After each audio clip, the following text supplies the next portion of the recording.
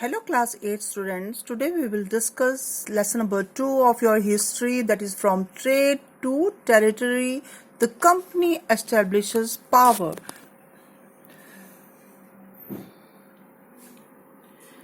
Now, Aurangzeb was the last of the powerful Mughal rulers. He established control over a large part of the territory that is now known as India. After his death in 1707, many Mughal governors, subedars, and big jamidars began asserting their authority and establishing regional kingdoms. As powerful regional kingdoms emerged in various parts of India, Delhi could no longer function as an effective center. Aurangzeb जो था वो भारत में सबसे आखिरी मुगल शासक था और उसने भारत में बहुत बड़े क्षेत्र में अपना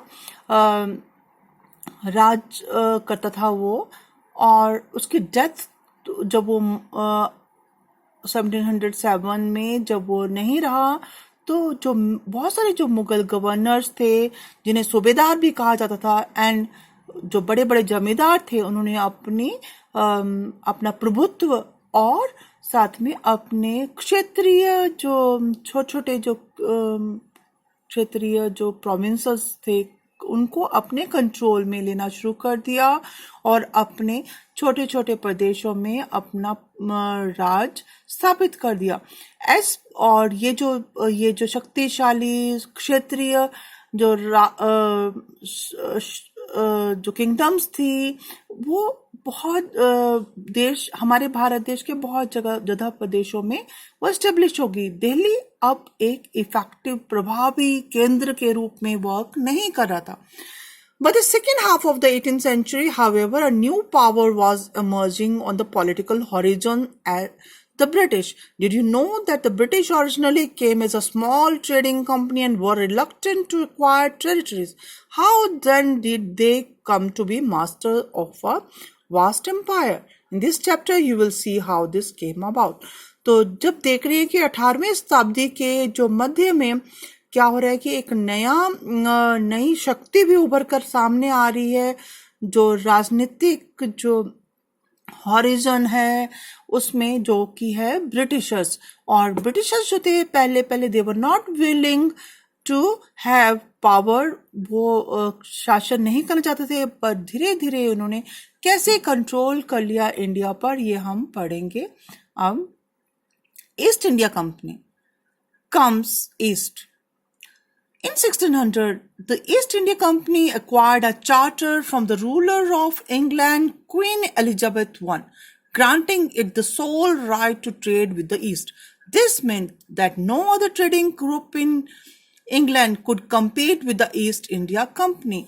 1600 शताब्दी में क्या हुआ कि जो ईस्ट इंडिया कंपनी थी उसको एक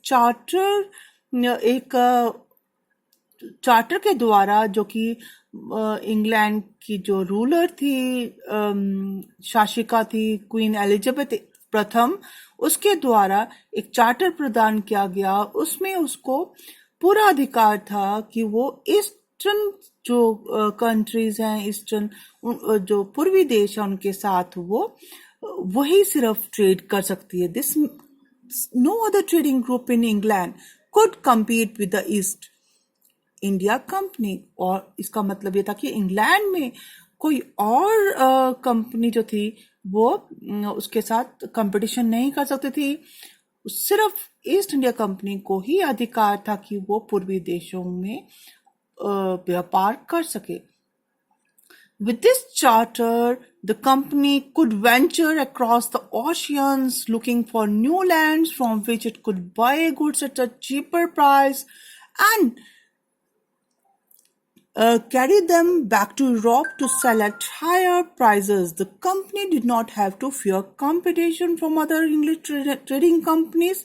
Mercantile trading companies in those days made profits primarily by excluding competition, so they could buy cheap and sell dear. तो सिर्फ ईस्ट इंडिया कंपनी को ये अधिकार था कि वो क्या कर सकती थी कि नए महासागर को क्रॉस करके नए नए जो जब नए नए लैंड्स को देख करके, जहां पर वो एक चीजें जो थी वो सस्ते दामों पर खरीद कर उनको वापस यूरोप में लाकर बड़े हायर दामों में, ज्यादा प्राइजेस में बेच सकती थी। और अब उसको किसी से कंपटीशन भी नहीं था, कोई भी उसको कंपटीशन देने के लिए नहीं था, कोई और European trading company. Mercantile means a business enterprise that makes profit primarily through trade, buying goods cheap and selling them at a higher price. तो ये प्रॉफिट मेकिंग कंपनी थी, लाभ कमाने के लिए थी, और इसमें कंपटीशन नहीं था उनको किसी और का, कोई और उनके वहां पर वो ट्रेड नहीं कर सकता था।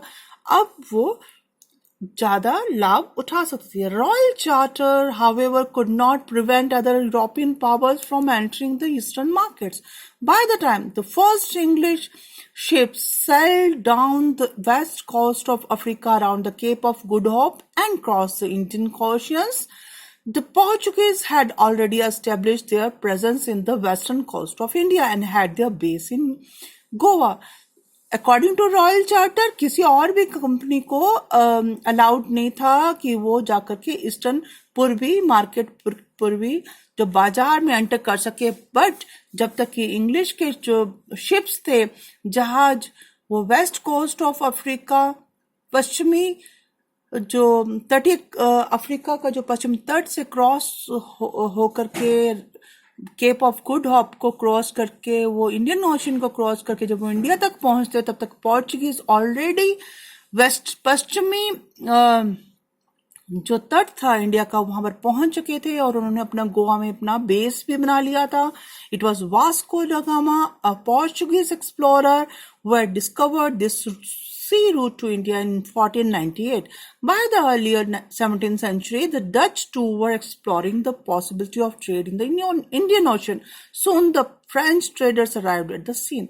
तो पोर्चुगीज, डच और पोर्चुगीज में स्पेशली वास्को डी गामा जो एक पोर्चुगीज एक्सप्लोरर था, उसने खोज करता था, उसने इंडिया का जो समुद्री रास्ता खोज निकाला था 1498 में। तो इस तरह से 3 Portuguese, Dutch and East India Company they were in the scene. The problem was that all the companies were interested in buying the same thing. The fine qualities of cotton and silk produced in India had a big market in Europe. Paper, cloves, cardamom, cinnamon too were in great demand. Competition amongst the European companies inevitably pushed up the prices at which these goods could be purchased, and this reduced the profit that could be earned. तो यहाँ पर ये समस्या ये थी कि जो सारी कंपनीज थी वो सिर्फ सेम चीजें खरीदना चाहती थी। बहुत ज्यादा बारीक, उम्दा कॉटन, कपास और सिल्क जो कि इंडिया में बनता था, उसकी बहुत बड़ी मार्केट थी यूरोप में। काली मिर्च, लौंग, इलायची, दालचीनी, ये भी बहुत ज्यादा डिमांड में थे। और यूरोपियन कंपनीज जो थी, जो ट्रेडिंग कंपनीज थी जो व्यापार करना चाहती थी, उन्होंने जब उन्होंने चीजों को खरीदना शुरू हुई तो जो प्राइसेस थे दे इंक्रीजेस, और प्राइस बढ़ गए और उससे प्रॉफिट उनको मिलता था वो कम होने लगा। The only way the trading companies could flourish was by eliminating rival competitors. ये जो व्यापारिक जो कंपनियां थी, अगर ये सिर्फ तभी फ्लोरिश कर सकती थी, तभी फल फूल सकती थी, जब ये जो शत्रु, जो कॉम्पिटिटर्स थे, जो इनको प्रतिस्पर्धा देते थे, वो खत्म हो जाए। और ये तभी हो सकता था जब वो they no longer participate in trade. The urge to secure markets therefore led to fierce battles between the trading companies. Through the 17th and 18th centuries, they regularly sank each other's ships, blockaded routes, and prevented rival ships from moving with the supplies of.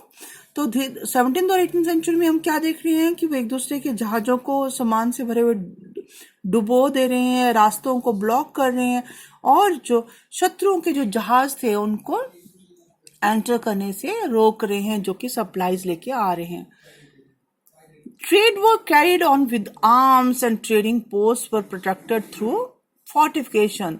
Fortification means कि उनको किलाबंदी, घेराबंदी करके उन arms जो हथियार थे वो भी रखना शुरू कर दिया उन्होंने, और ट्रेडिंग पोस्ट भी बनाने शुरू कर दिए.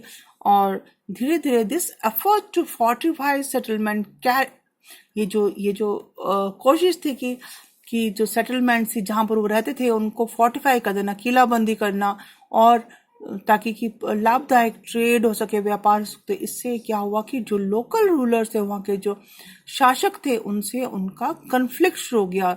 मतलब उनसे उनका प्रॉब्लम शुरू हो गई. जो कंपनी थी वो ट्रेड को पॉलिटिक्स से अलग करना उनके लिए इम्पॉसिबल हो गया. और ये कैसे हुआ है ये हम पढ़ेंगे.